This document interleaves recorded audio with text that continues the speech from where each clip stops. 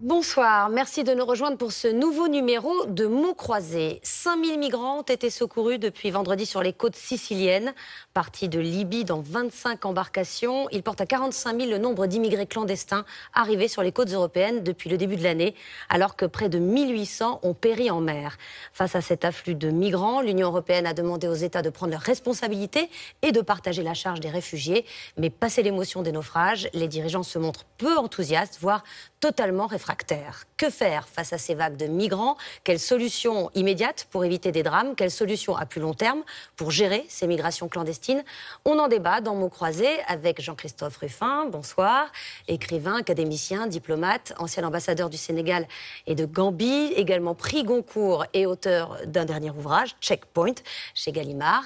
Michel Vauzel, bonsoir, bonsoir. Président de la région Provence-Alpes-Côte d'Azur, président des régions méditerranéennes de l'Europe, ancien garde des Sceaux.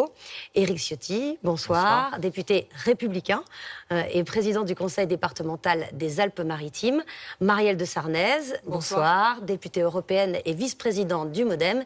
Et puis Camille Schmoll, bonsoir, géographe, maître de conférence à l'université Paris 7 Diderot. Et puis pendant l'émission, vous verrez sur vos écrans des dessins réunis par Cartooning for Peace, une association internationale de dessinateurs de presse créée par Plantu et par Kofi Annan. Enfin, Guillaume Darey fera un point en fin d'émission sur les réactions au débat sur les réseaux sociaux. D'abord, ces images de centaines de migrants entassés dans des bateaux prêts à mourir pour atteindre nos côtes sont évidemment dans tous les esprits. Mais est-ce que cette vague de migration est vraiment exceptionnelle? Je me tourne vers vous, Camille Schmoll. Eh bien, oui et non. C'est pas du tout exceptionnel au sens où ça fait assez longtemps qu'on a des migrants qui traversent la Méditerranée et ça fait aussi assez longtemps qu'on a des morts en Méditerranée. Hein. On a compté 30 000 morts en 20 ans, pardon. Ouais. Donc c'est beaucoup et c'est pas du tout une nouveauté. Hein. On pourrait faire référence par exemple à la crise des Cayucos qui a eu lieu en 2006 où on a eu 40 000 migrants qui sont arrivés au large des Canaries. Donc c'est pas du tout nouveau. Maintenant, la nouveauté, effectivement, c'est qu'on a, disons, une montée en puissance des conflits en Afrique et en Syrie, évidemment, qui font qu'on a une augmentation parmi ces migrants de la part de personnes susceptibles de demander l'asile en Europe. Donc ça, c'est plutôt une nouveauté. Et alors, qui sont ces migrants ? Ces migrants, alors en termes de nationalité, voilà, la majeure partie vient d'Érythrée, effectivement, de Syrie, d'Afghanistan aussi, d'Éthiopie, du Soudan. Il s'agit de plus en plus de familles, de femmes, d'enfants, de personnes âgées. Donc on a aussi des profils beaucoup plus divers par rapport à ce à quoi on était habitué. Alors, finalement, ce sont exclusivement des réfugiés de pays en guerre, Jean-Christophe Rufin? Non, je crois que c'est plus compliqué que ça. C'est-à-dire qu'il y a à la fois ces pays, les pays qu'on vient de citer, qui sont des pays en guerre, en effet, mais on a mentionné tout à l'heure les autres crises, notamment celle des pirogues qui n'est pas en Méditerranée d'ailleurs, mais qui est en Atlantique, mais enfin, qui emmenait des Sénégalais vers les Canaries. Et il y a dans ces contingents de nouveaux arrivants des Sénégalais aussi.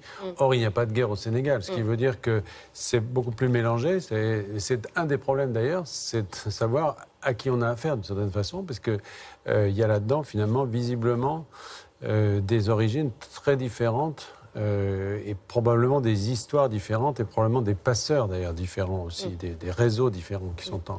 Vous, Éric Ciotti, vous estimez qu'il y a plus de migrants économiques que de réfugiés? Il faut faire la différence d'ailleurs, un réfugié, c'est un migrant qui fuit la violence dans un pays. C'est difficile à établir quelle est la proportion, mais il y a naturellement, et Jean-Christophe Rufin a raison de le souligner, il y a beaucoup de migrants économiques.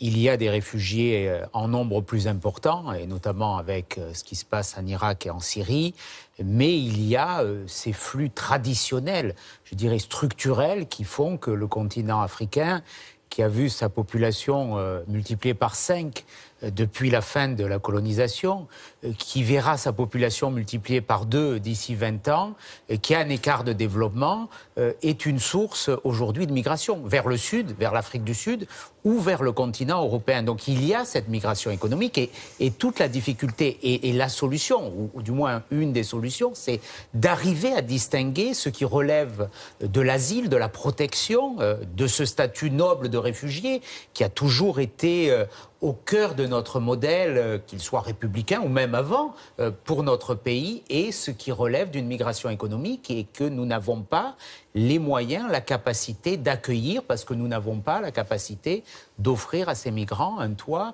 un logement, un travail, et qu'ils ne pourront pas s'intégrer aujourd'hui dans notre pays ou dans la plupart des pays européens. Donc toute la difficulté, elle est là, et je crois qu'il faut faire cette distinction le plus en amont possible sur le continent africain, quand c'est possible, mais la difficulté est là. Quel est le profil des migrants? Est-ce que ce sont parmi les plus pauvres dans leur pays ou est-ce que c'est plutôt une élite formée qui vient chercher du travail? Justement, il y a les 3 catégories de personnes et c'est ce qui rend l'accueil que doit réserver l'Europe si elle veut préserver une image morale, elle qui donne tant de leçons de démocratie et de morale aux autres, elle doit savoir accueillir des personnes qui sont très différentes. Il y a ceux qui demandent un asile, qui sont en péril dans des pays en guerre, du côté de la Syrie bien sûr, mais aussi du côté du Yémen ou de la Somalie, et puis en Érythrée, en Éthiopie. Tous ces gens-là, évidemment, essayent de passer notamment par la Libye, même s'ils passent aussi par la Turquie, parce qu'ils savent que là, il n'y a pas d'État et qu'il y a une désorganisation et des mafias qui peuvent leur permettre de fuir la guerre, qu'ils ne supportent plus après des années de destruction. Et puis, il y a ces populations également qui meurent ou de soif ou de faim, en tout cas qui sont en très mauvaise situation et qui quittent également leur territoire pour chercher un endroit où les uns cherchent la paix et la sécurité, les autres cherchent à ne pas mourir de faim.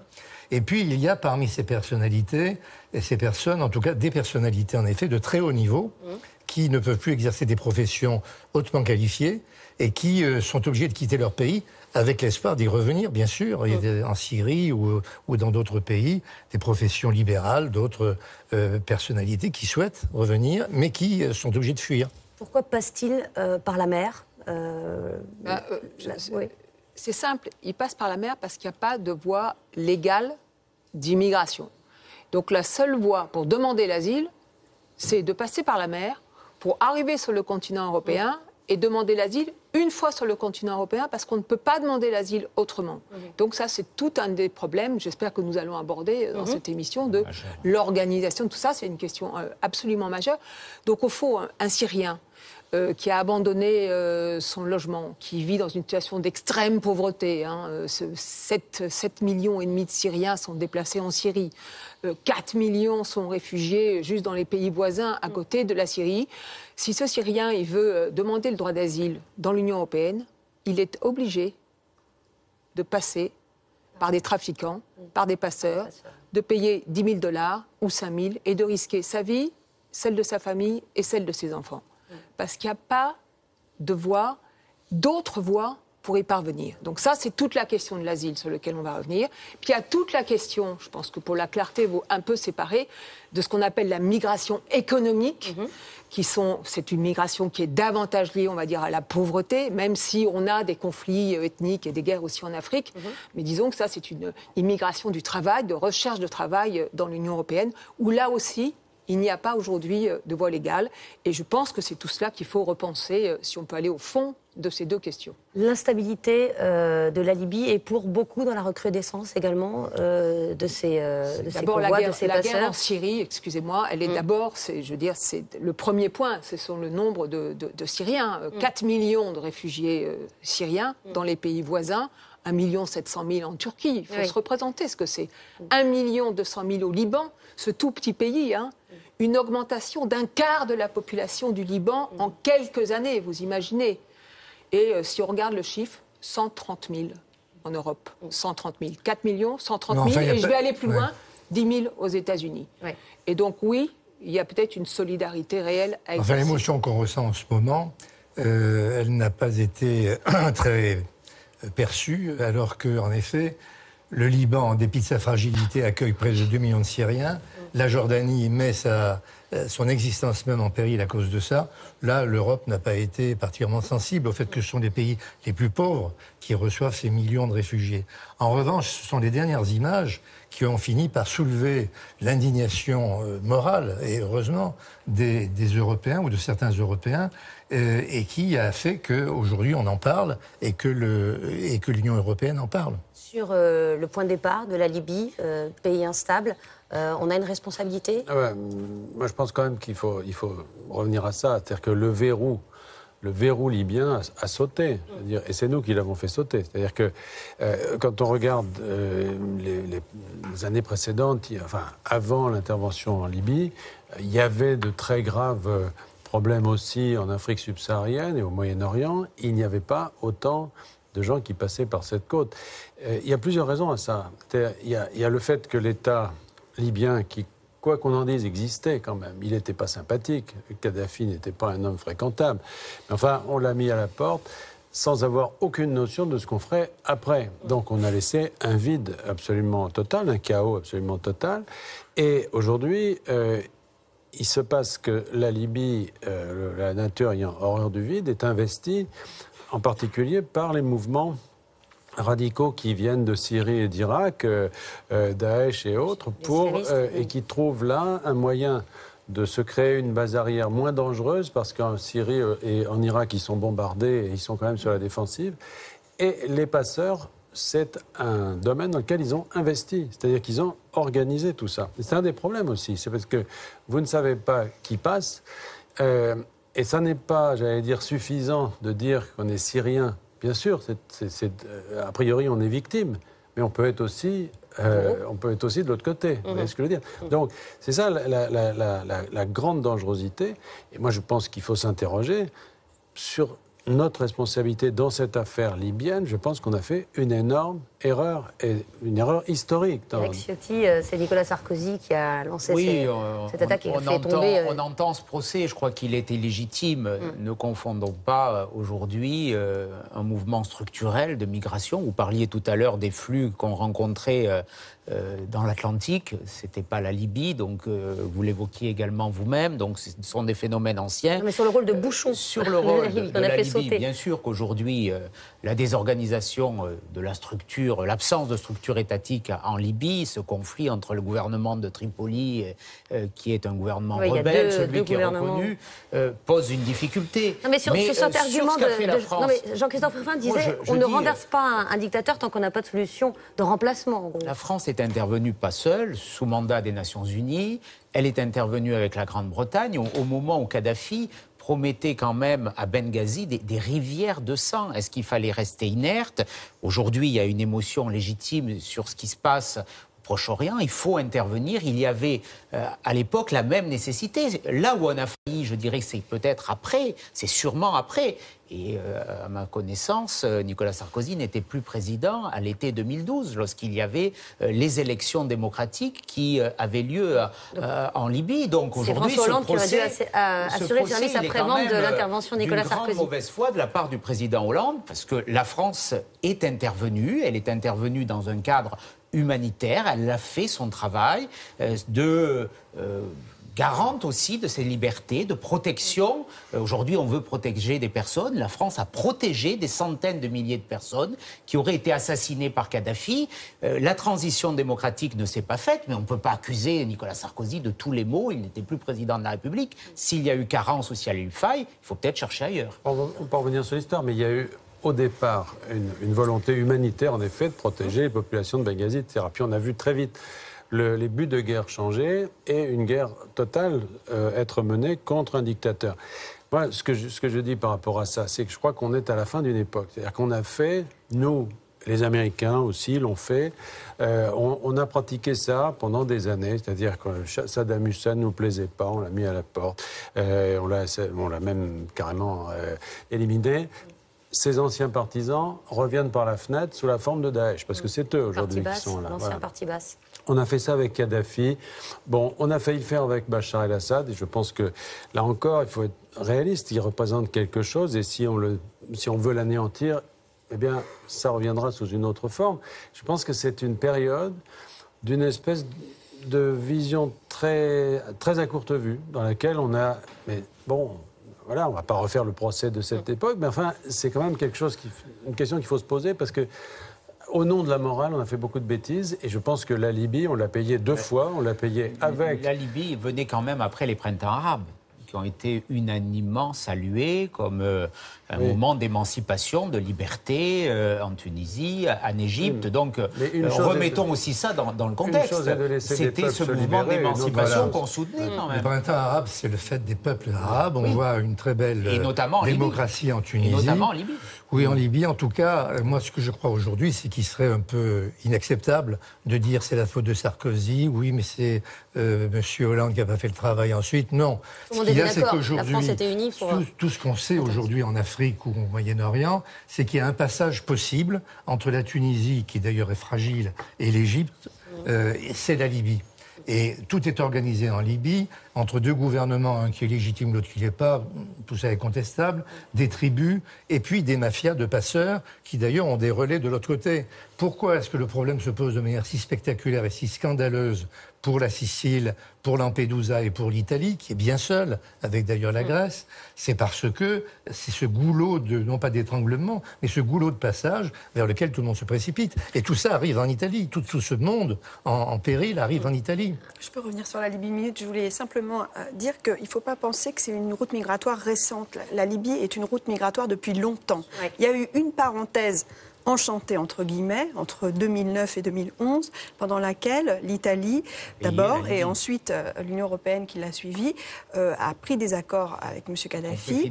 Et voilà, et finalement... Vous payez pour que Kadhafi empêche les départs. Kadhafi contrôle les départs. Ça a duré 2 ans. Ça s'est très bien passé. C'était une stratégie de contrôle qui était basée sur l'enfermement et sur la torture des migrants. Et moi, ce qui m'inquiète un petit peu aujourd'hui, c'est qu'on est en train de se lancer aussi dans le même type de stratégie avec d'autres pays. Avec quel pays ? Avec plusieurs pays d'Afrique de l'Est, notamment le Soudan, l'Érythrée. On paye également pour qu'ils empêchent... On y reviendra peut-être après, mais c'est le processus de Khartoum. Il y a l'exemple qui vient d'Australie, où on a l'air de payer certains pays pour qu'ils... Pour empêcher les migrants d'arriver sur les côtes. Absolument. Et il n'y a plus de morts au large des côtes australiennes. Oui, vous vantez l'exemple australien, le modèle australien. Il y a plus de morts, mais le sort de ces gens, quand on envoie... Ils sont enfermés et en attente. Je ne sais pas ce que vous préférez, si c'est pire que la mort, mais avant que le Premier ministre australien soit élu, Tony Abbott, il y avait plusieurs milliers de morts au large des côtes australiennes. Et il y avait ceux aussi qui parvenaient jusqu'aux côtes australiennes et qui n'étaient pas forcément enfermés comme aujourd'hui. On peut faire le procès de ce modèle, mais est-ce que vous préférez un modèle qui conduise à la mort ou un modèle qui soit peut-être moins paré de ces vertus de la générosité dont vous aimez faire profession, mais qui soit peut-être plus réaliste. Pas de générosité. Je pense que l'Europe n'est pas à la hauteur de sa réputation ou de l'éthique qu'elle représente si elle remet dans des bateaux des gens qu'elle va renvoyer dans des pays qu'on paye pour recevoir des gens Justement, aujourd'hui, c'est donc sur les côtes italiennes, grecques et maltaises que débarquent les migrants et la surveillance des côtes relève de la responsabilité européenne. C'est le travail de l'agence Frontex. Et lorsqu'il y a un naufrage meurtrier, comme ce fut le cas le 19 avril, avec 800 morts, c'est l'Europe qui s'émeut et promet d'agir. Il y a une situation humanitaire qui n'est pas acceptable. Nous avons affaire à une véritable tragédie en Méditerranée. Et la raison de la réunion d'aujourd'hui, c'est de sauver des vies. C'est une tragédie d'abord sur le plan humain, pour des personnes, pour des êtres humains qui sont concernés. Et puis c'est une tragédie pour l'Europe. L'Europe vaut mieux que cela. Nous n'avons plus d'alibi, l'Union européenne n'a plus d'alibi, les États membres n'ont plus d'alibi. Plus jamais ça, a-t-on entendu, en tenait en cœur. Pourtant, les Européens ont décidé 1 an plus tôt de ne pas patrouiller en mer pour secourir les bateaux de clandestins, comme le faisaient jusque-là les bateaux italiens. C'était l'opération Mare Nostrum. Ils ont refusé donc de continuer cette opération et ils se sont contentés finalement de protéger les côtes européennes. C'est criminel comme décision. On est passé de Mare Nostrum à Triton. C'est en tout cas une forme de lâcheté, de démission. c'est vrai que la politique migratoire européenne, d'abord, elle a été très largement inexistante et elle a été fortement défaillante. On est passé, vous l'avez souligné, de Mare Nostrum à Triton. Mare Nostrum financé quasiment intégralement par l'Italie. Triton avec des moyens très légers qui ne sont en aucun cas à la hauteur. Aujourd'hui, c'est vrai qu'il y a eu une réaction d'émotion bien légitime face à ces tragédies, face à ces drames, mais ces problèmes, on les connaît, ils sont anciens, ils sont récurrents, et il y a une politique migratoire de l'Europe qui est totalement, aujourd'hui, irresponsable, je le dis, parce que on a voulu accueillir beaucoup de migrants, que les situations de différents pays ne se trouvent pas dans les mêmes positions par rapport aux flux migratoires. L'Allemagne souhaite une immigration plus importante. Elle a souhaité pendant très longtemps, d'autres pays beaucoup moins. Il y a cette différence qui a fait que finalement, on n'a pas eu de politique migratoire. Moi, je pense qu'aujourd'hui, il faut une politique migratoire beaucoup plus ferme, parce que cette politique migratoire beaucoup plus ferme, c'est celle qui protégera les migrants d'abord. Parce que leur dire qu'on peut les accueillir en Europe, c'est donner un blanc-seing aux passeurs et c'est les engager vers cette route de la mort. Marielle de Sarnez. Pour l'instant, il n'y a pas de politique migratoire. Mais s'il n'y a pas de politique migratoire, c'est, on va dire, en très très grande partie du fait des États. C'est-à-dire que les États n'ont pas souhaité du tout, au fond, européaniser cette politique. Chacun un peu derrière l'Europe. Souvenez-vous, quand Nicolas Sarkozy voulait fermer les frontières entre la France et l'Italie, au moment où il y a eu un afflux, non pas de Libye, mais de Tunisie, par exemple, vers Lampedusa, pendant la révolution tunisienne. Oui. Bon, donc, mais il faut vraiment qu'on essaye de mettre les choses en place, parce qu'on peut dire comment on arrête tous ces bateaux. C'est une question. Comment on sauve des vies? C'est évidemment la question. Mais la vérité, c'est qu'on a ces phénomènes migratoires, qu'on va les avoir. Il n'y a pas de raison que ça décroît. Ça augmente plutôt. Ça augmente parce qu'on a une très grande partie du monde à proximité de l'Union européenne qui est déstabilisée. Irak, grande partie de notre responsabilité, en tous les cas de la responsabilité occidentale et américaine, parce que Daesh, c'est né dans les prisons, au fond, américaines de cette époque-là. Irak, Syrie, Proche-Orient, on l'a dit tout à l'heure, Libye, Sahel, Mali. Bon, on voit bien que toutes ces régions, ces zones du monde déstabilisées, elles sont proches de l'Europe. Nous n'avons pas de politique d'immigration. Alors, je reconnais que le président de la Commission, Jean-Claude Juncker, pour une fois, je trouve, la Commission a fait plutôt acte de courage on va en parler. En posant sur la table une initiative. Mais d'abord, on va regarder quelles ont été les propositions, le plan du Conseil de l'Europe. Un plan qualifié de minable, honteux. De la Commission européenne. Non, d'abord les décisions du Conseil lors du sommet du 23 avril. Il y a eu d'abord le triplement des moyens de Triton. Donc on est repassé finalement au budget de Mare Nostrum. On est repassé de 3 à 9 millions par an. Sans changer pour autant la mission de Triton. Il n'y a pas de moyens financiers. Quand on parle, par exemple, de Frontex, qui est en charge de la surveillance des frontières maritimes, c'est un budget de 90 millions par an, c'est-à-dire rien. C'est un budget ridicule. Moi, je suis depuis longtemps, après on va reparler des voies légales, j'espère, de migration, mais je suis depuis longtemps pour qu'il y ait un corps de garde-côtes frontières européen qui soit en place. 90 millions, c'est un budget ridicule. Ils n'ont même pas de moyens propres. En propre, c'est-à-dire toute une mutualisation de moyens, soit hélicoptère, soit navire, de chaque État membre, de chaque pays. Alors ça arrange beaucoup les États membres qui disent, voyez, c'est pas nous, c'est l'Europe. Mais tout ça, c'est faux. On est totalement dans l'intergouvernemental et pour des raisons, on voit bien, d'arrière-pensée, de politique politicienne, très souvent, bien, on ne se saisit pas et on n'a pas le courage de regarder les choses en face, de regarder la question des migrations en face et d'essayer d'y apporter des réponses. Non, ce qu'il ne faudrait pas, c'est que ce soir, les téléspectateurs qui nous regardent ou nous écoutent aient l'impression que nous allons avoir un débat sur les grandes politiques qui seront débattues avec difficulté par une Europe un peu égoïste ou très égoïste, et puis qu'il y a des considérations sur l'Irak, le Yémen, la Somalie. Il ne faut pas oublier que ce qui se passe en ce moment, c'est d'abord une émotion qui fait honneur à notre pays. Je dirais que c'est la répétition de l'esprit du 11 janvier des Français qui n'ont pas supporté à un moment de voir qu'en effet, dans un bateau, il y avait 800 morts et qui se sont retournés vers ce qui est leur morale et une réaction humaine et qui ont demandé des comptes. Et vous avez le sentiment que les Français ont été aussi touchés et concernés que lors des attentats du mois de janvier? Oui, je pense qu'il y a un esprit, en tout cas, de refus de voir une Europe donneuse de leçons, incapable de s'entendre sur une politique généreuse. L'Italie qui s'est découragée avec l'opération Mare Nostrum qu'elle portait toute seule et qui était trop chère pour un seul pays, remplacée par une opération Triton, déjà le nom montre quelque chose de moins sympathique. Et en ce moment, la démarche, moi, que j'ai entreprise avec les présidents des régions méditerranéennes de l'Europe, c'est le refus, d'une part, de regarder si une main qui se tend hors de l'eau, c'est quand même contraire à la morale de tous les marins du monde, j'imagine, et depuis qu'il y a une marine et des marins dans le monde, si la main est arabe ou noire ou chrétienne ou musulmane, c'est d'abord de tirer la personne de l'eau et de l'empêcher de mourir. Ça, c'est quand même le rôle de l'Europe quand ces gens et ces personnes arrivent en face des côtes siciliennes. Le deuxième point, c'est de ne pas laisser l'île de Lampedusa, la Sicile, qui est une région qui n'est pas forcément favorisée économiquement, et l'Italie se débrouiller toute seule avec sa marine, ses gardes-côtes. C'est insupportable. Donc avant de dire, voyons comment est-ce qu'on va analyser la chose, comment on va faire à Strasbourg ou à Bruxelles, il y a d'abord une réaction morale forte qu'il faut avoir en disant, c'est insupportable pour l'Europe de donner ce spectacle d'une Europe indifférente qui laisse l'Italie ou la Sicile se débrouiller toute seule. Alors cette Europe est indifférente, ces dirigeants qui sont rassemblés donc ce fameux 23 avril pour un plan, ils ont une autre idée, c'est soumettre une résolution à l'ONU pour permettre de détruire les embarcations des passeurs. Est-ce que ça, c'est réaliste, Jean-Christophe Rufin ? Ça me paraît alors compliqué, parce que moi j'ai vécu la crise des pirogues.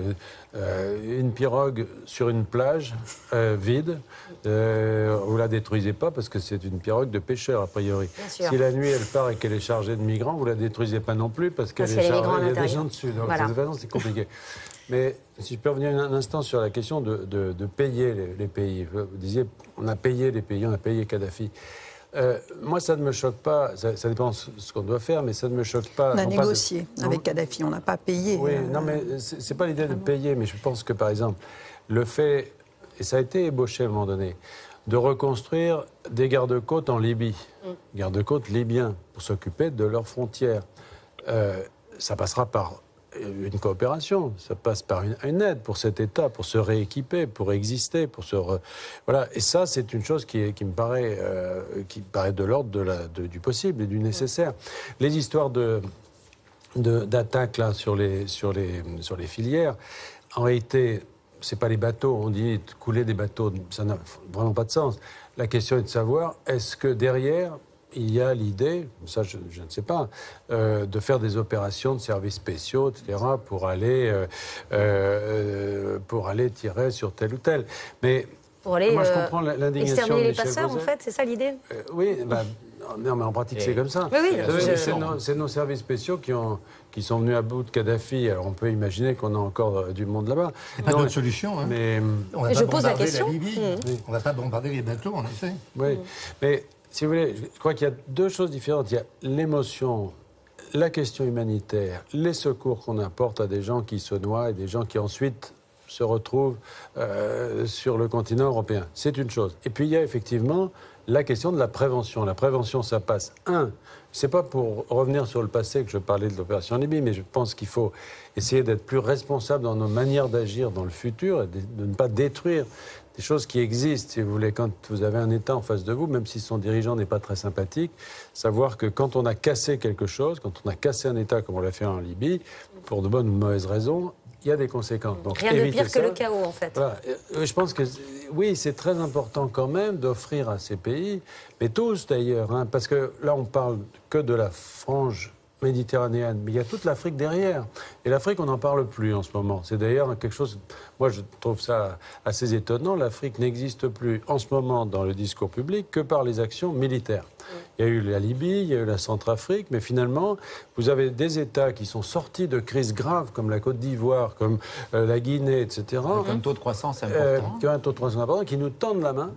Et finalement, et qui sont en grave difficulté à cause d'Ebola en particulier, à cause justement de ces conflits qui détournent les touristes, etc. On n'en parle plus. Moi, je ne sais pas, il paraît qu'on a un ministre de la coopération, mais je ne sais pas qui c'est, vous êtes bien informé, vous devez savoir.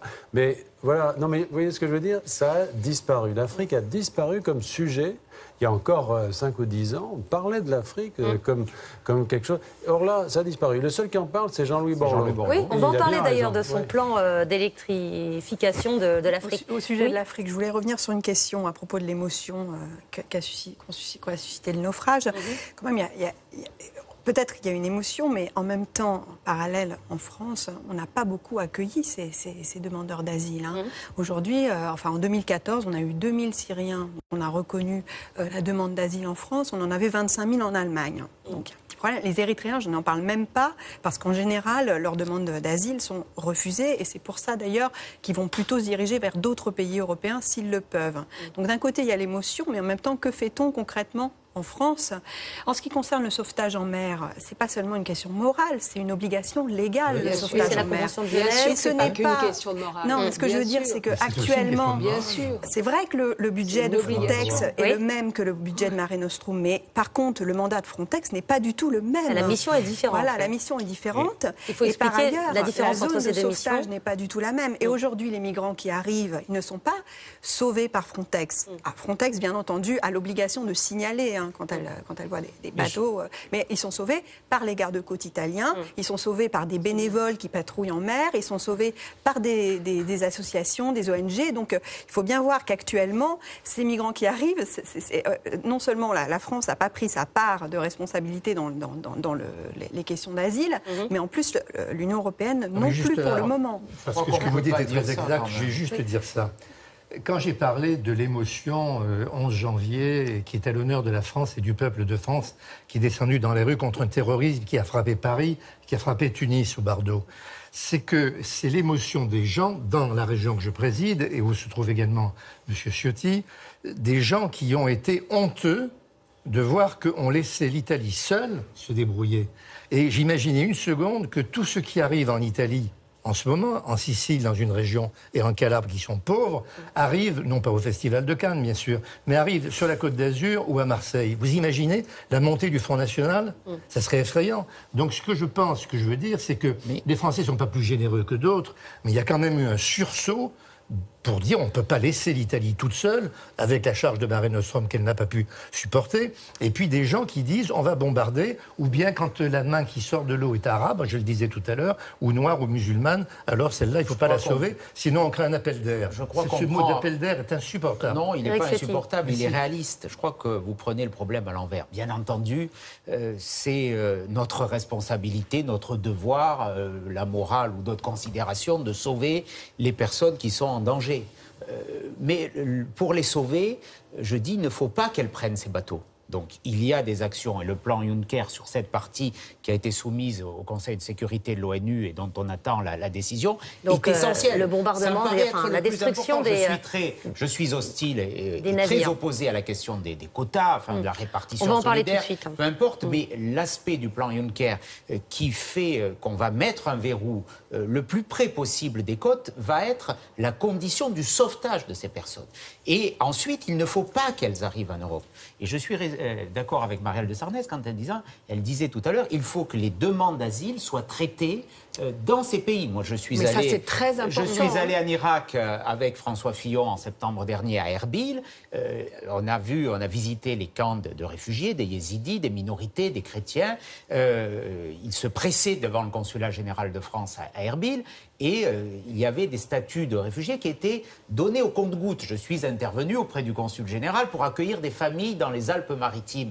Donc là, il y a cette difficulté. C'est vrai que là, on peut avoir une vision très, très sélective. On voit très bien qui est réfugié, qui ne l'est pas. Et en même temps, donc là, ces personnes, il faut les accueillir. Mais lorsqu'on laisse rentrer des migrants sans savoir quel est leur profil, leur motivation, si c'est économique, réfugiés ou migrants économiques. Et lorsqu'ils arrivent en Europe, c'est trop tard. Pourquoi? Parce que ensuite, on sait très bien qu'ils ne repartiront pas, parce qu'il n'y a aucune politique du retour aujourd'hui. C'est un problème majeur. Ceux qui sont déboutés du droit d'asile, la Cour des comptes l'a dit, 1% des déboutés du droit d'asile sont reconduits vers leur pays d'origine. Ça veut dire que l'asile devient une version légale de l'immigration illégale. Et ça, c'est un détournement. Donc, il faut arrêter avec cette naïveté.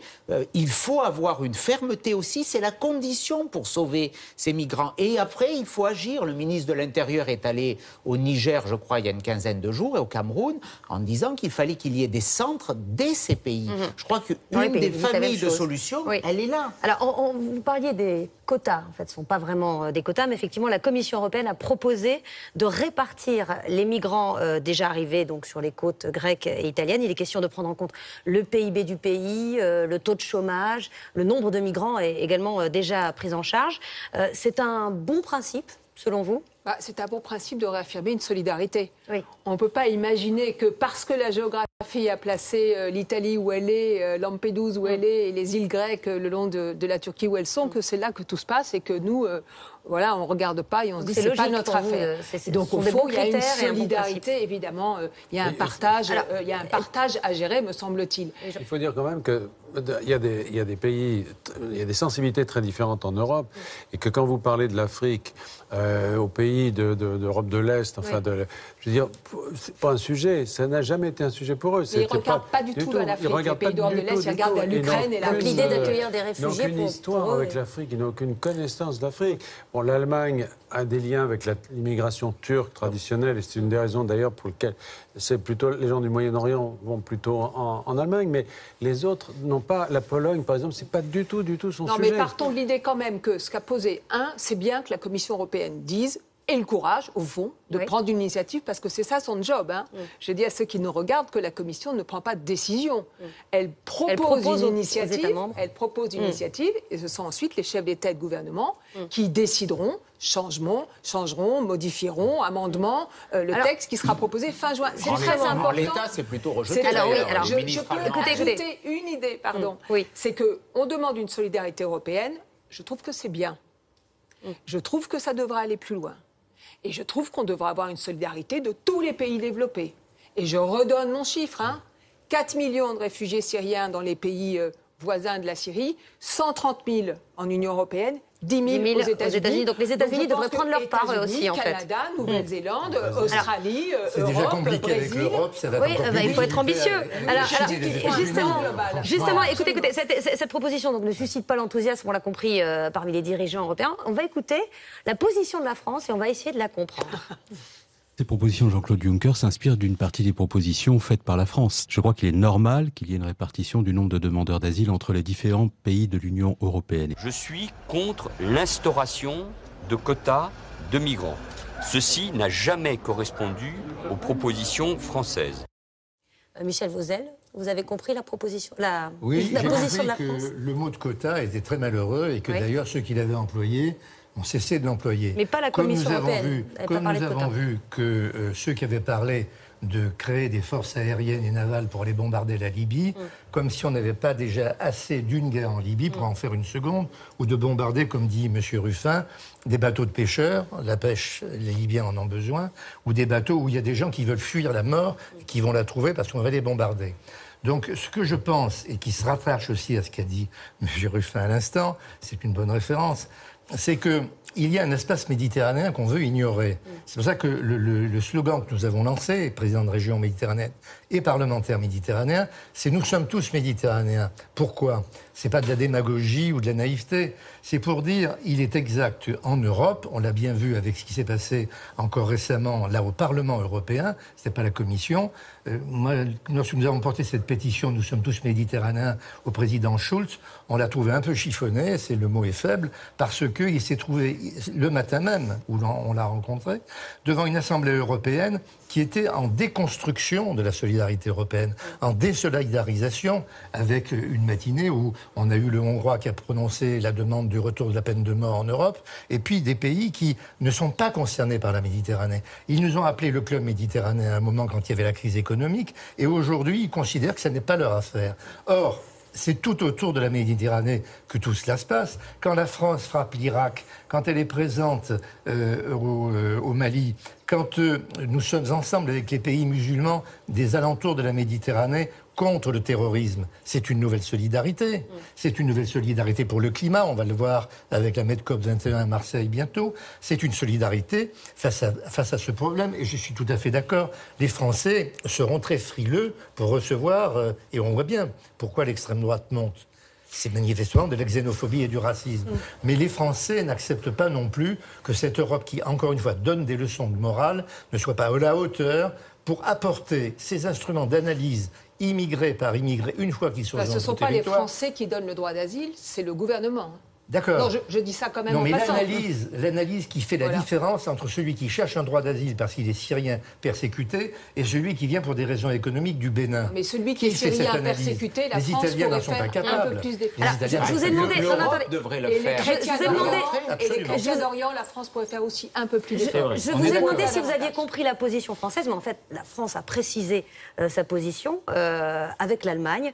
Elles ont expliqué qu'en fait, cette répartition était injuste. Elles veulent une nouvelle clé de répartition. Parce que 5 États membres se partagent 75% des demandes d'asile. C'est la France, l'Allemagne, l'Italie, la Suède et la Hongrie.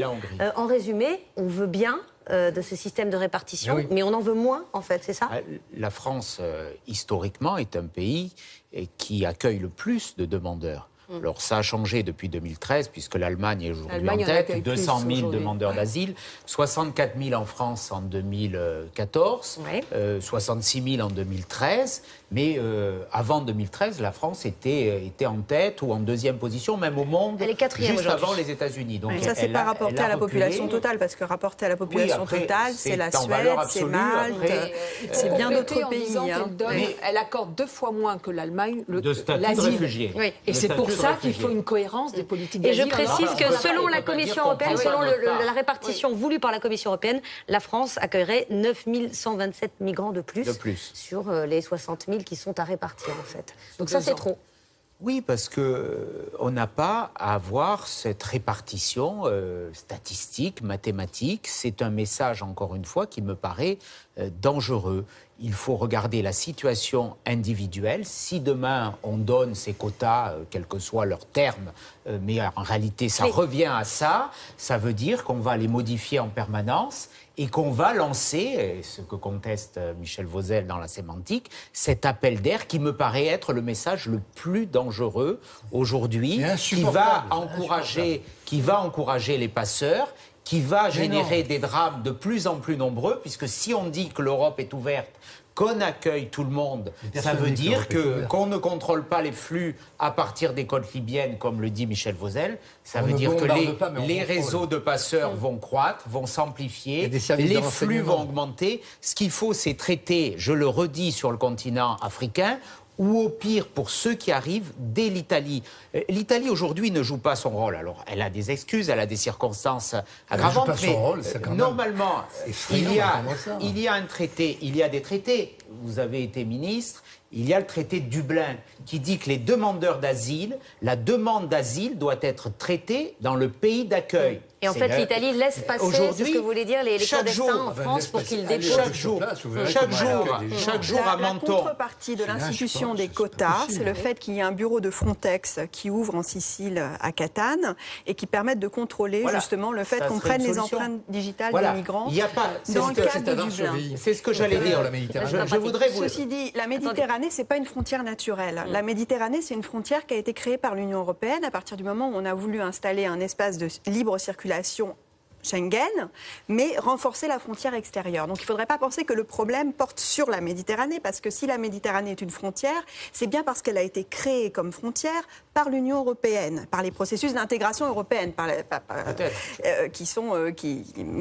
va pas critiquer, mais qui sont simplement le processus de Dublin 3. Le processus de Dublin 3, le règlement, pardon, il pose véritablement problème aujourd'hui. Pourquoi la Commission européenne ne remet pas en question le règlement Dublin 3. Moi, j'aimerais savoir, les quotas, c'est bien, c'est un signe de solidarité. Ce ne sont pas des chiffres très importants. Est-ce que vous pouvez préciser, remettre en question Dublin 3 c'est le principe selon lequel les migrants doivent demander l'asile dans le pays européen d'entrée. Voilà. Donc actuellement, évidemment, comme le pays d'entrée, c'est l'Italie ou c'est la Grèce, ça a été l'Espagne pendant un moment, etc., ce sont ces pays qui portent le poids, qui portent le fardeau, c'est un terme qu'on utilise dans le langage courant, de ces demandes. Ajoutons que ces pays peuvent, dans leur consulat, dans un certain nombre de pays, accorder ou pas le droit d'asile et des visas temporaires, ce qu'ils ne font pas. Et donc on pourrait tout à fait imaginer que pour des cas vraiment de demande d'asile, de protection, qu'on puisse le faire. Donc remettre en cause Dublin 3, c'est permettre ces visas temporaires, par exemple. Dublin, absolument. Oui, il faut reparler de Dublin. Il y a aussi une directive européenne qui existe de 2001 qui permet d'accorder, en cas d'afflux massif lié à des conflits, d'accorder une protection temporaire aux migrants. Il faudrait aussi pouvoir l'appliquer. Et puis quand on dit que des pays comme la Pologne ne sont pas impliqués sur ces questions-là, je crois qu'il faut aussi nuancer parce que, par exemple, on a oublié qu'il y avait eu un précédent sur cette question des quotas. Il y a eu une première opération de relocalisation, une petite opération de relocalisation qui a eu lieu à partir de Malte, quand à un moment donné, la plupart des migrants maritimes n'arrivaient plus en Sicile, mais à Malte en fait. Et donc à ce moment-là, Malte, qui est une toute petite île et qui reçoit bien plus de demandes d'asile en rapport à la population par rapport à la France, a demandé de l'aide et on a accepté de relocaliser une partie des réfugiés qui étaient à Malte et on les a relocalisés au Portugal, en Allemagne, en Pologne, en France. Donc ça a déjà existé. C'est quelque chose qui peut fonctionner effectivement dans le court terme. Mais sur le long terme, je me demande s'il ne faut pas trouver des solutions et notamment remettre en question ce règlement de Dublin. Il y a une réforme du droit d'asile en cours. Elle a été examinée à l'Assemblée puis au Sénat. Elle a été durcie d'ailleurs au Sénat puisque la droite a fait voter le fait qu'en cas de refus de l'OFPRA, le demandeur devrait immédiatement quitter le territoire. Il faut une harmonisation. Juste après, pour lier à ce que vient de dire Madame, elle a expliqué qu'il n'y avait pas de frontière naturelle entre, si j'ose dire, puisqu'il y a la Méditerranée, entre les pays européens, méditerranéens et les pays du sud de la Méditerranée. Mais parce qu'il y a une communauté de destin de la Méditerranée. Quand il y a un problème qui se pose avec l'État islamique en Syrie, il a une répercussion. Quand il y a une attitude d'Israël par rapport à la Palestine, il a une répercussion au Maghreb. Et est-ce que la réaction s'arrête à Alger? Non, elle passe à Marseille, parce qu'il y a dans notre pays des milliers de personnes qui sont françaises, qui sont de culture ou de religion musulmane, et il y a donc une communauté de destin dans cet ensemble, par la religion, par l'histoire, par la culture, et parce qu'il y a des familles dont la moitié est à Alger, l'autre moitié à Marseille, et on ne peut pas dire, là, il y a une frontière. On aura toujours ce problème qu'il faut aborder. Sur la politique d'asile, peut-être. C'est une vision quand même un peu originale. Non, c'est pas original. Il faut aborder la Méditerranée comme un lieu... D'ailleurs, la haute commissaire de la Commission européenne l'a dit, la Méditerranée, c'est une communauté de destin. On ne pourra pas faire une Méditerranée en tournant des avions et des canons de navires de guerre contre tout ce qui vient du sud. On peut essayer de répondre à la question sur le droit d'asile. Je vous en prie. Il faut d'urgence, on disait politique de l'immigration européenne, il faut harmoniser le droit d'asile en Europe. C'était l'objectif de cette réforme. Le droit d'asile, ça veut dire quoi? C'est-à-dire ceux qui sont demandeurs d'asile, au fond, combien de temps ils attendent avant qu'on leur réponde oui ou non, vous relevez ou pas. Bon. En Europe, dans les pays scandinaves, c'est 6 mois, maximum. En France, c'est 2 ans. Et avec les voies de recours, ça peut être 3 ans, 4 ans, 5 ans. Parce qu'on n'a pas les moyens. Parce qu'on met pas assez d'argent, c'est ça pour parce que vous pouvez dire au bout de 6 mois, ou dans les 6 mois à quelqu'un, écoutez, vous ne pouvez pas rester ici. Mais lui dire au bout de 4 ans, 5 ans, 3 ans, c'est absolument impossible. Donc il faut d'urgence harmoniser le droit d'asile en Europe, d'urgence généraliser l'idée que c'est dans les 6 mois, le plus vite possible, qu'on doit répondre et qu'on doit dire oui, vous relevez de l'asile. Et du coup, au bout de 6 mois, le refus l'OFPRA doit effectivement déclencher un renvoi immédiat. Il faut aller vers ça. Parce qu'aujourd'hui, il faut bien comprendre, il y a 4 niveaux qui vont pouvoir remettre en cause cette question du droit d'asile. Le demandeur d'asile va se diriger vers l'OFPRA, avec une procédure qui dure environ 6 à 8 mois. S'il est débouté de sa demande, il va faire appel devant la Cour nationale du droit d'asile. Ça dure environ autant. Une fois que ces 2 recours sont rejetés, donc il est débouté du droit d'asile, il appartient ensuite à l'autorité administrative, au préfet, de prendre ce qu'on appelle une obligation de quitter le territoire français, qui elle-même peut être contestée devant le tribunal administratif. Si le tribunal administratif donne raison au préfet, il peut être en appel contesté devant la cour administrative d'appel. Donc il faut supprimer ces recours, en fait. Il y a 4 niveaux d'appel. Nous, ce que nous proposons, et je l'avais proposé à l'Assemblée nationale, et cela vient d'être adopté au Sénat, c'est que après l'examen par l'OFPRA et la Cour nationale du droit d'asile, donc 2 niveaux, un niveau de décision, un niveau d'appel, si la personne est déboutée, eh bien ça vaut obligatoirement l'obligation de quitter le territoire français. Parce qu'on ne peut pas mettre sur le même plan aujourd'hui les réfugiés. On doit protéger les réfugiés. C'est l'honneur de notre pays, c'est notre histoire, c'est notre culture.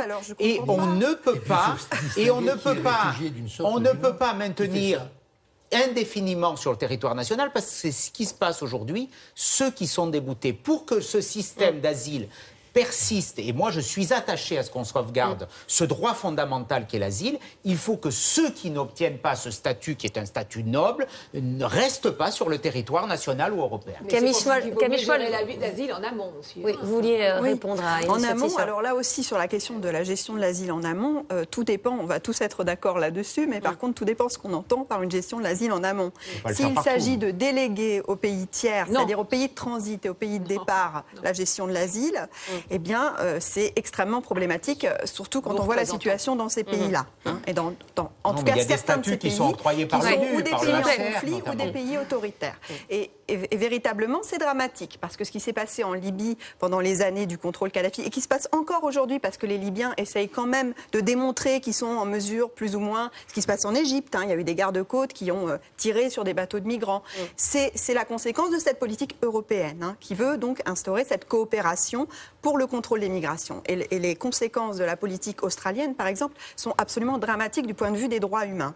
Donc si c'est ça, la solution, c'est d'instaurer effectivement des canaux légaux dans les consulats européens, des consulats des pays européens, mais aussi, pourquoi pas, installer des bureaux de l'Union européenne ou du HCR. Voilà. Dans les pays sources.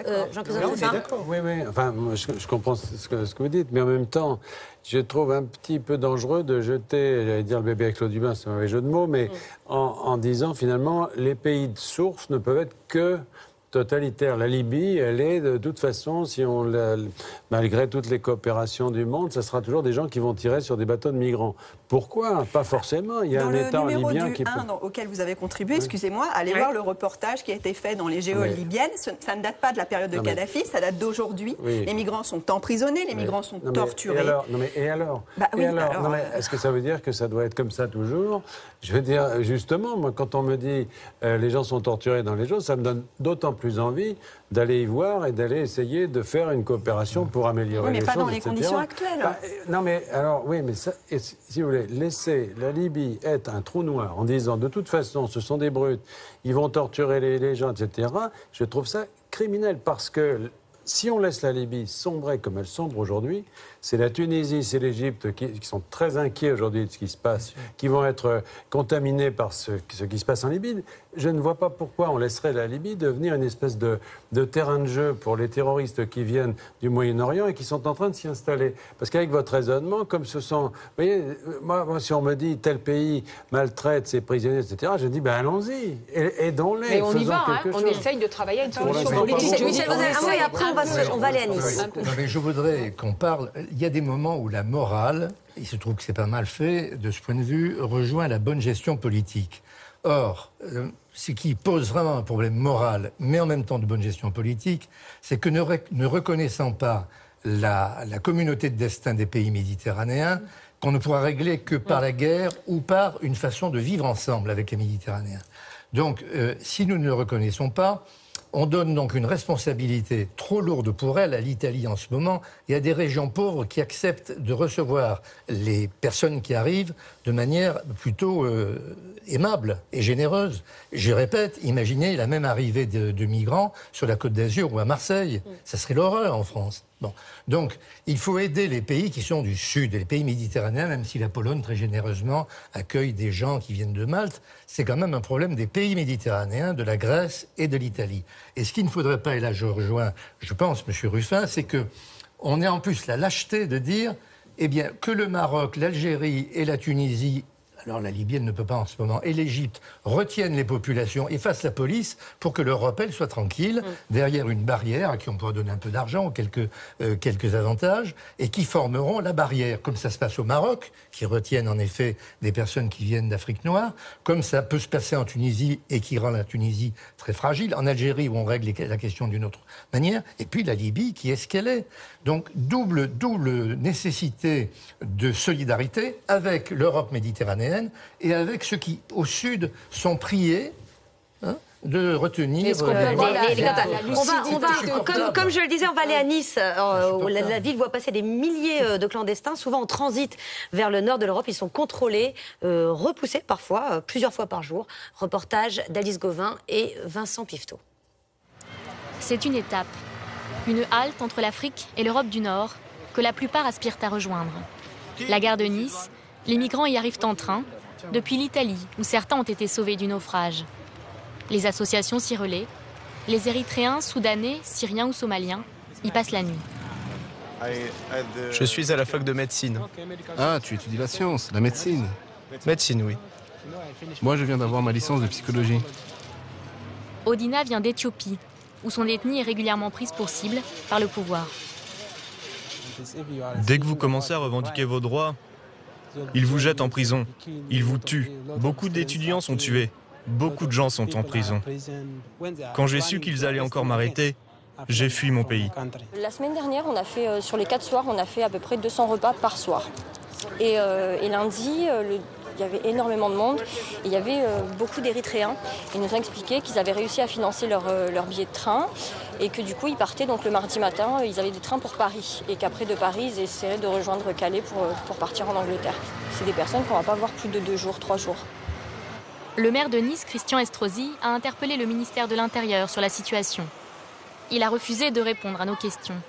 Début mai, il dénonçait l'installation d'un campement de fortune en plein cœur de la ville, devant les vitrines des commerçants. Pour nous, il n'y a pas de gros inconvénients. Le seul point qui me paraît néfaste, c'est l'image de marque pour les touristes qui arrivent, en particulier les étrangers.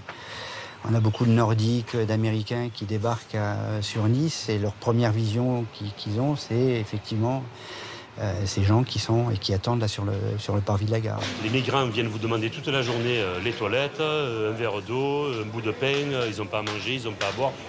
Et ça nous exaspère parce que c'est pas une personne qui le fait, ils sont 200. Vous vous rendez compte ce que ça fait comme va-et-vient? C'est juste énorme. Mais depuis quelques jours, les migrants se font rares devant la gare de Nice.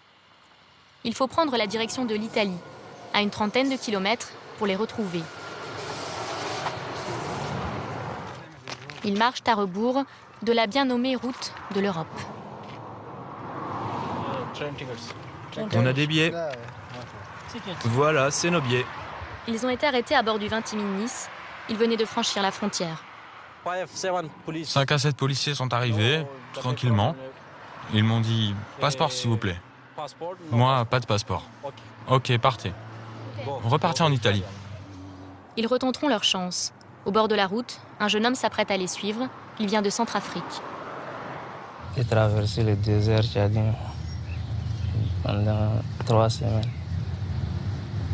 Et après, la Libye. J'ai même fermé en prison en Libye 4 mois.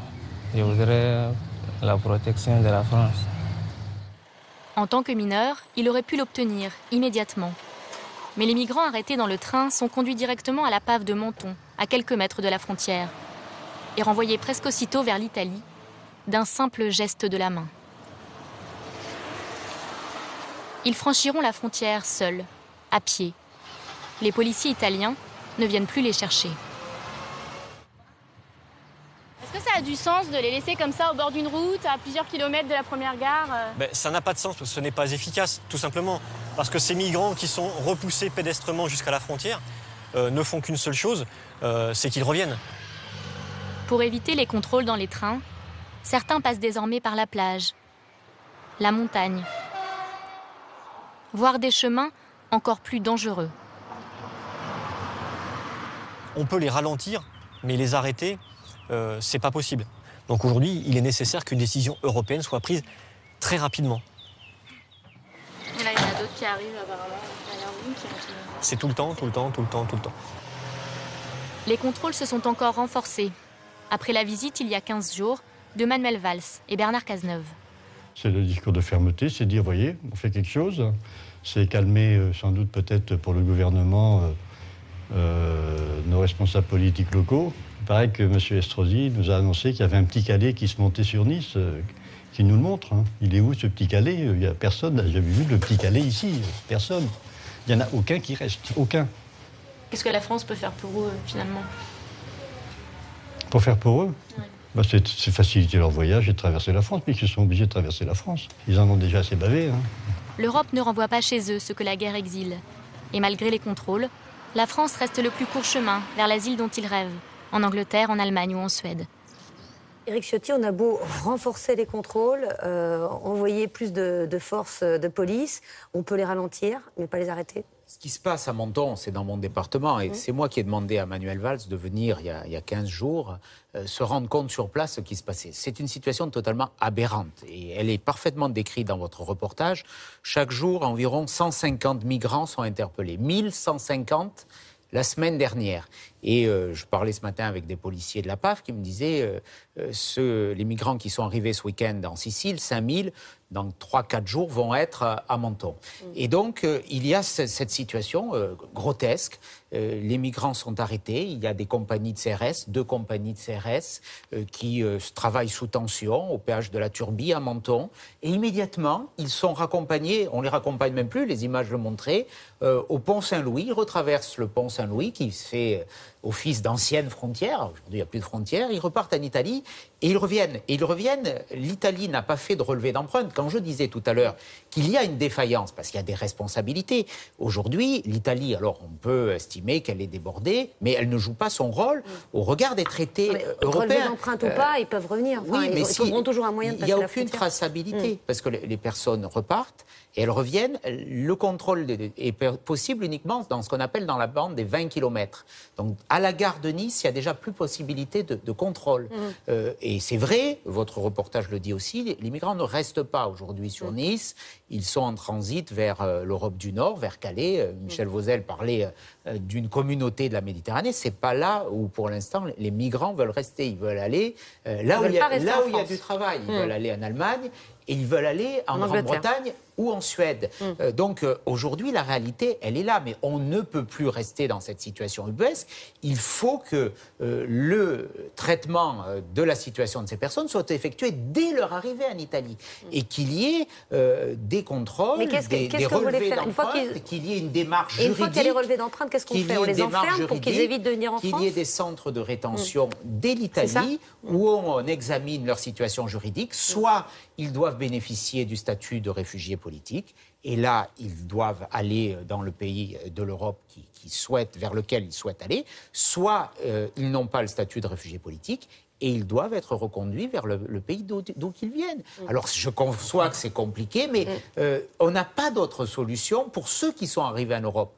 Mais après, la solution à long terme, elle passe par le développement en Afrique. On parlait de Jean-Louis Borloo avec son projet d'électrification. On va parler d'autres solutions. Une réponse de Michel Vauzel, et après, on va parler des solutions préventives un peu et audacieuses. Non, mais on refuse de parler du problème méditerranéen. Je ne sais pas pourquoi, même au Quai d'Orsay, il y a la direction d'Afrique du Nord et du Moyen-Orient, et puis il y a l'Europe et l'Union pour la Méditerranée. Et au milieu, qu'est-ce qu'il y a? Il y a un espace où il y a cette communauté de destin. Non, mais la communauté de destin, on en a beaucoup parlé. Oui, non, c'est sur les mesures à prendre aux frontières. Non, parce que c'est avec nos partenaires maghrébins, égyptiens, proche-orientaux, turcs, et que nous devons essayer de résoudre cette question. Parce que c'est par chez nous que ça passe. Et donc, il n'y a pas de raison de laisser les Italiens, en les critiquant en plus, dire ils font pas ce qu'il faut, ou de dire les Tunisiens ou les Marocains ne font pas ce qu'il faut pour retenir les Noirs qui viennent d'Afrique noire. Donc c'est bien un problème qui doit être géré au niveau méditerranéen. Et si l'Italie n'a pas les moyens et est dépassée par le fait qu'il faut analyser chaque cas, je suis allé en Sicile évidemment, et à Lampedusa, on voit bien que les Italiens traitent bien les gens, ils ne les jettent pas à la mer. Et en plus, ils examinent chaque cas pour voir qui est réfugié. Non, ça ils ne le font pas. Si, ils le font. Au contraire. C'est pour ça qu'ils ne font pas les relevés d'identité, les empreintes. Ils font les relevés d'empreintes. Il y a eu des moments de suspension des relevés d'empreintes. Ils font les relevés. Il y a même eu des cas dans certains centres où les migrants ont été forcés par la force à donner leurs empreintes, y compris des enfants et des femmes. Donc on ne peut pas dire que l'Italie ne fait pas les relevés d'empreintes. Périodiquement, elle suspend, effectivement, parce que certains centres suspendent. On va parler d'autres solutions pour tenter de gérer cette immigration, parfois toutes simples, comme celle qui consiste à travailler avec les pays sources. C'est ce qu'a fait l'Espagne avec le Sénégal, Jean-Christophe Ruffin. Oui, par exemple, on reparlait de la crise des pirogues, effectivement. En réalité, l'Espagne s'est saisie du parapluie Frontex pour régler un problème qui la concernait seule, puisque les migrants partaient tous pour les Canaries, qui était un territoire espagnol. Et donc, ils ont établi un lien avec le Sénégal. C'était plus facile, évidemment, que la Libye, puisqu'il y a un État qui fonctionne. Mais ils ne sont pas contentés de le faire avec l'État. Ils ont été dans les communautés parce que beaucoup de ces migrants africains, en fait, quand ils partent, bénéficient d'une espèce de tontine, en fait, de coopération de leur village. Ils étaient financés par leur village. Voilà, certains villages ou certaines confréries, par exemple les mourides, etc., paient pour qu'un tel puisse partir, puis ensuite il travaille. Gagner de l'argent et renvoyer de l'argent. Il renvoie de l'argent. Et donc, il y a eu effectivement une analyse d'abord de ces filières, finalement, qui n'étaient pas d'ailleurs des filières tellement mafieuses. Là, en l'occurrence, c'était plutôt une sorte de solidarité pour faire partir tel ou tel et pour lui donner une chance à l'étranger. Et à partir de là, il y a eu en effet une coopération qui s'est établie avec le pays d'origine. Moi, j'appelle pas ça payer le pays. Je pense que ça veut dire, d'une certaine façon, établir une coopération dans un but qui, effectivement, de façon indirecte, mais à la fois profite au pays et empêche, effectivement, la migration de gens qui viennent par désespoir. Mais moi, ce qui est frappant quand on vit dans un pays africain, c'est le nombre de jeunes qui vous disent « j'ai pas d'avenir ici ». Et pratiquement, ils veulent tous partir. Et plus ils sont diplômés, plus ils sont utiles à leur pays, et plus ils veulent partir. J'ai travaillé 2 mois l'année dernière comme ça au Burundi. Les médecins burundais qui sont plutôt très bien formés, et par la France d'ailleurs, une coopération avec l'université de Limoges, donc ils parlent français, etc. Tous, mais tous, rêvent de venir travailler ici. Vous voyez, donc, et c'est pas le but. Je veux dire, qu'ils viennent en coopération, qu'ils viennent se former, etc. Très bien, mais ils ont besoin. On a besoin d'eux là-bas, vous voyez. Oui, je vais réagir.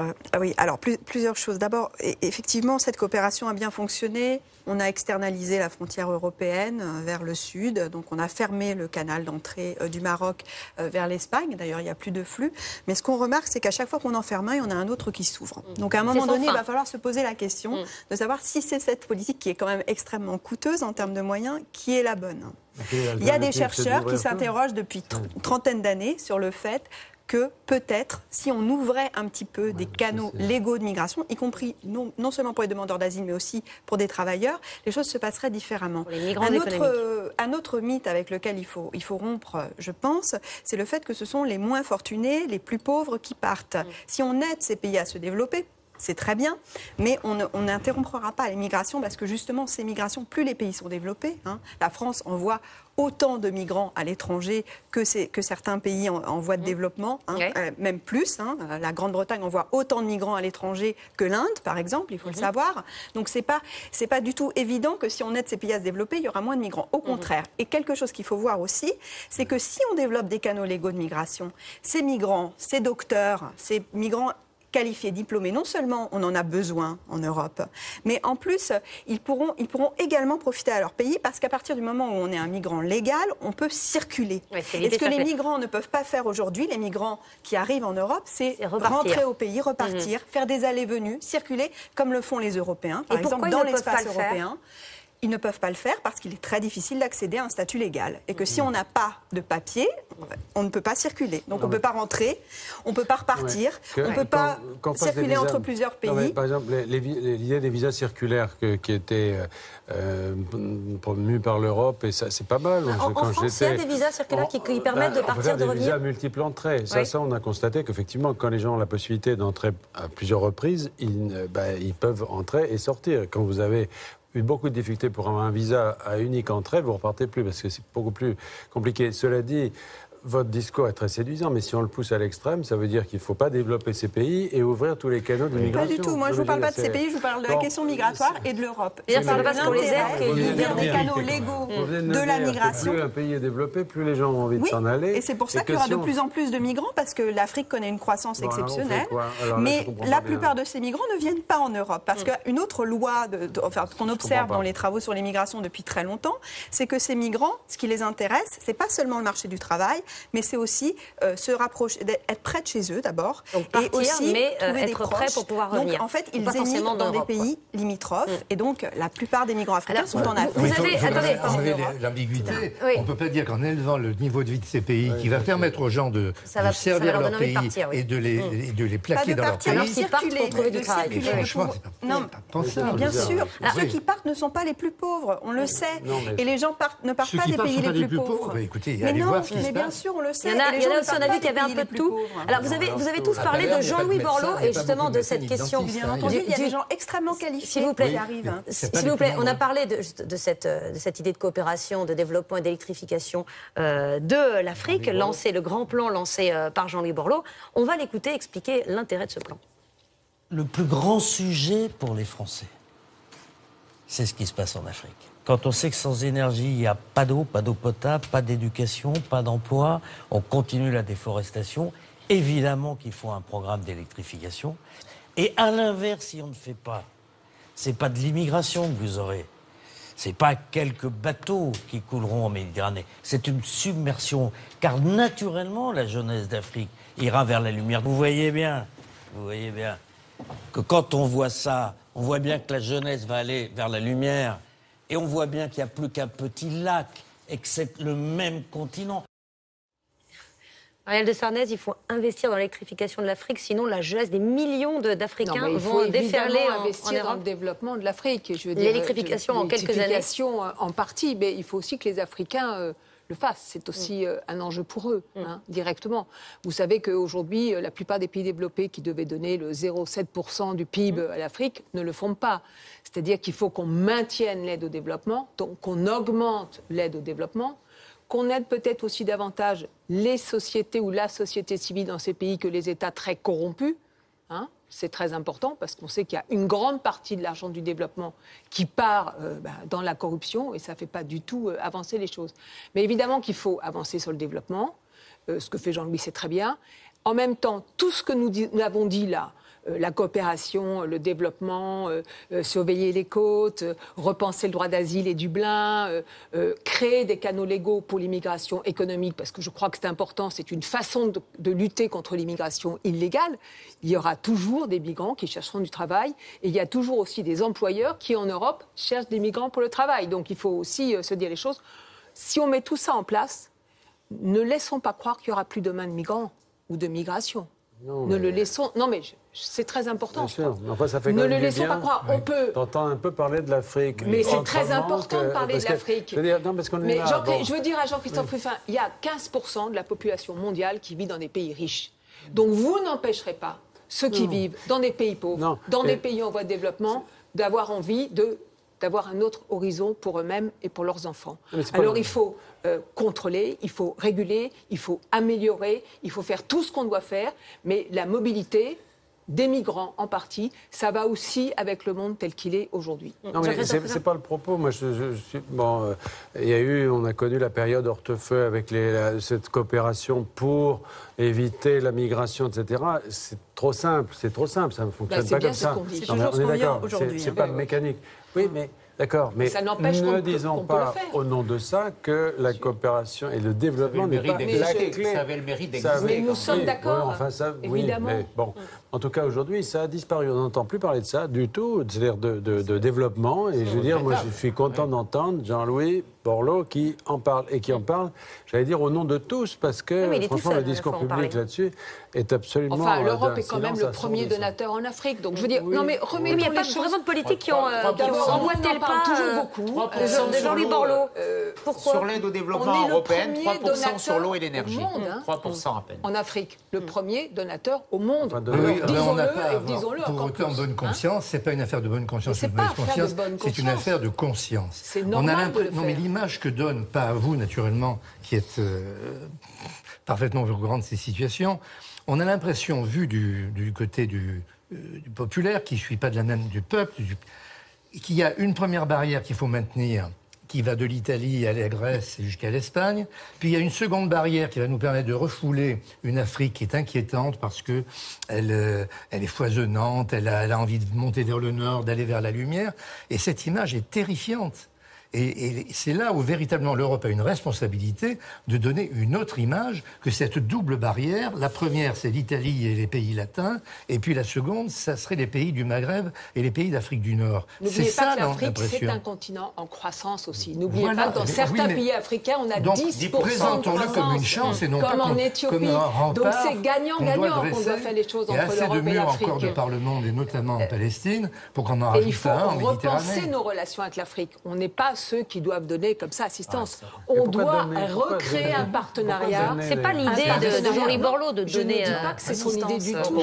Je vous dis qu'on doit repenser un partenariat différent pour les années qui viennent. Alors, il y a une autre solution étudiée par un groupe de chercheurs réunis au sein de l'entité MobGlobe. Je ne sais pas si vous en avez entendu parler. Mobilité globale et gouvernance des migrations. C'est l'ouverture totale des frontières. Libre circulation des hommes sur le mode des biens, des services, exactement. des marchandises. L'étude montrerait que cette ouverture n'entraînerait pas d'afflux massif d'immigrés. C'est ce que vous défendez en fait ? Oui, c'est ce qu'on défend parce que de ce point de vue-là, l'Union européenne constitue un laboratoire extraordinaire. On n'a pas, globalement, avec la possibilité de circuler à l'intérieur de l'espace européen, assisté à un afflux massif de migrants dans les pays, de migration intra-européenne. La migration intra-européenne est très limitée. Il y a énormément de circulation, en fait. Donc les gens vont et viennent. Ils vont effectivement aller peut-être se former quelque part, aller travailler ailleurs. Et tout cela est un vecteur d'intégration énorme, d'ailleurs. Ça fonctionne très bien. C'est des pays de même niveau de... Bien entendu.